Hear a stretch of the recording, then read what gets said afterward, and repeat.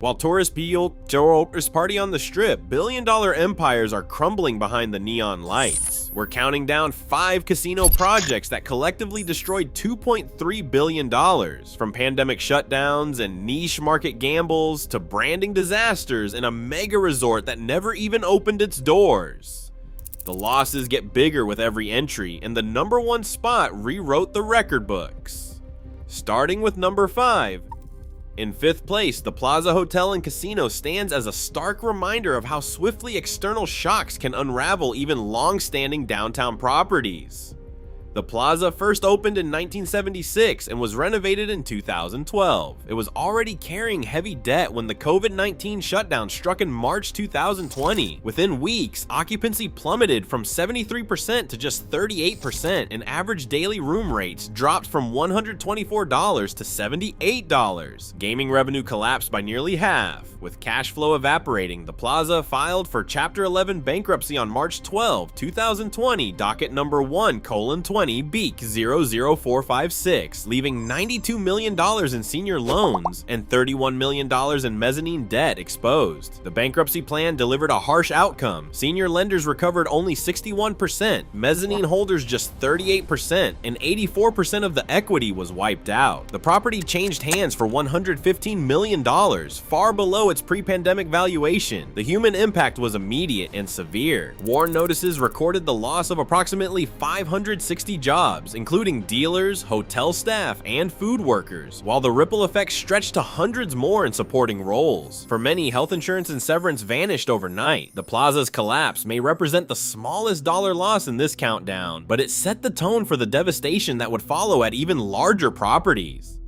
In 4th place, Lucky Dragon stands as a cautionary tale of niche ambition colliding with unforgiving financial realities. Conceived as an Asian-themed resort aimed at international high rollers, the property opened its doors in November 2016 with a capital stack that leaned heavily on foreign EB5 investors. 179 individuals each contributed $500,000 in hopes of permanent United States residency, pooling $89.5 million in equity beneath a $90 million senior loan. The plan unraveled with startling speed. Within 2 years, gaming revenue and occupancy rates lagged far behind projections. Actual revenue per available room settled at just $62, barely half the $112 forecast in pre-opening documents. Nevada Gaming Control Board data showed annual occupancy stuck at 55%, while gaming win reached only $23 million against a $45 million target. By early 2018, the property defaulted on its senior loan. Chapter 11 bankruptcy filed under docket 2:18-BK-10792 confirmed the devastation. The senior lender recovered only 44% of its claim, but the EB5 investors lost everything. All $89.5 million in equity was wiped out, leaving 179 families with neither returns nor residency. The workforce shrank from 300 at opening to just 98 before closure. The Lucky Dragon's collapse exposed the acute risks of narrow market targeting and complex foreign capital structures, delivering a stark warning about the perils of betting everything on a single segmented vision. In 3rd place, SLS Las Vegas, later rebranded back to Sahara, demonstrates the high cost of chasing identity in a city built on spectacle. The property's $600 million renovation in 2014 was meant to erase its old image and draw a new generation of luxury-seeking millennials. Instead, it became a lesson in how branding missteps and over-leveraged BS bets can hollow out even the most ambitious projects. Court filings under docket 2:21-BK-00345 reveal a capital stack loaded with $560 million in senior debt and $120 million in mezzanine loans, all resting on a market that never materialized. Despite the investment, occupancy rates failed to break 71%, and average daily rate stalled at $190, well below the $225 forecast in the initial offering. Gaming revenue lagged by 30%, and the property's RevPAR trailed projections by 15% year after year. When the second rebranding effort faltered in 2020, the financial strain became impossible to hide. The Chapter 11 plan delivered a harsh verdict. Senior lenders recovered just 48% of their claims. Mezzanine holders received only 12%, and equity investors lost 95% of their capital. The sale, finalized at $600 million, marked a net loss of roughly $500 million for investors. The human toll was just as sharp. Staffing dropped from 1,100 to 420, eliminating about 680 jobs. Behind the neon and the marketing campaigns, the collapse of SLS, later Sahara, stands as proof that even a bold vision and a massive cash infusion cannot overcome a misread market and relentless debt pressure.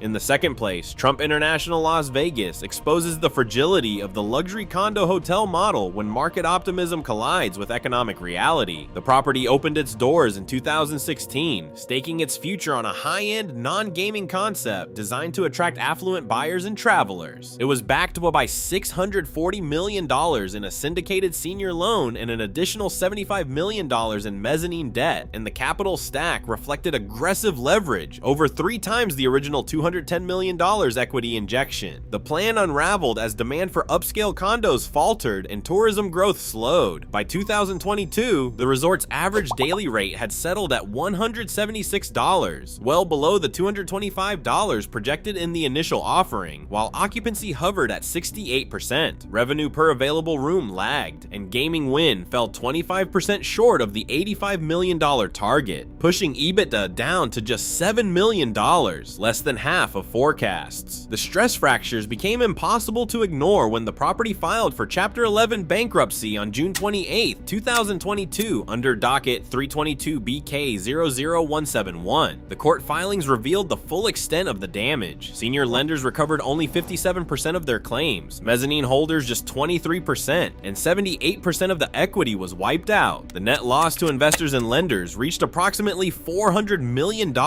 making it one of the most severe financial failures in the city's recent history. The human cost was equally stark. Before the filing, the resort employed around 1,700 people, but the bankruptcy left only 650 on payroll, an immediate loss of roughly 1,050 direct jobs. Warren notices documented the layoffs, and many former workers found themselves without severance or health benefits. The Trump International collapse stands out for its reliance on non-gaming revenue and its vulnerability to macroeconomic shocks.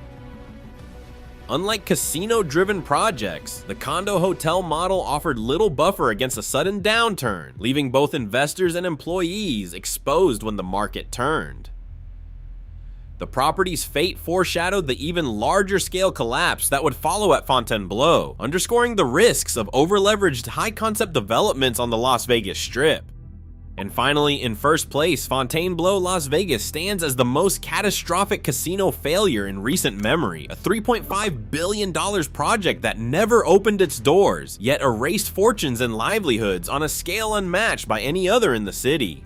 Construction began in 2007, fueled by a $2.4 billion senior loan and $600 million in mezzanine and unsecured debt.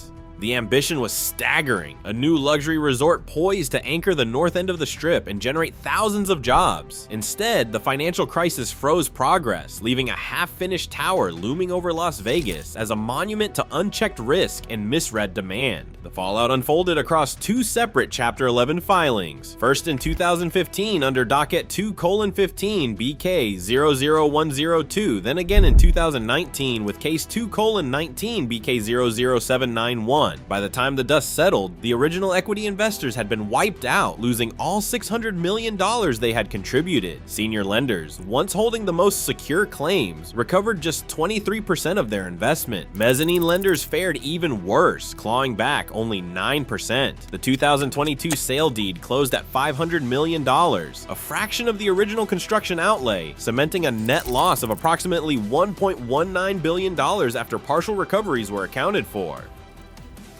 The human cost was immediate and severe.